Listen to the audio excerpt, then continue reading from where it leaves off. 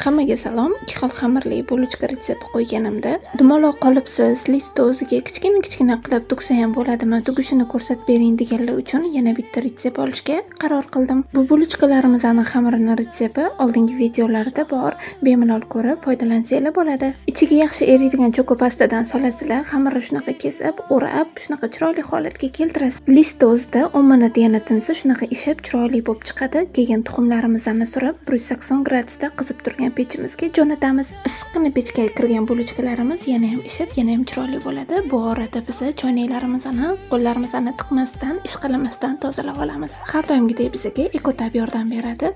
Shunaqa bulochkalarimiz chiroyli rangga kirgandan keyin uni pechdan olamiz. Shunaqa yumshoq bo'lib chiqadi, kattaga kichikka birdek yoqadi. Choynaklarimizni ham yaxshilab yuvib tashlaymiz, natijasini o'zingizlar ham ko'rsanglar bo'ladi. Qaranglar qanaqa yaltirab chiqdi. Bu issiqqina bulochkalarimiz bilan salqin havoda ketadigan mevali choyimizni qilib, mazza qilib oila davrasida yeb olamiz.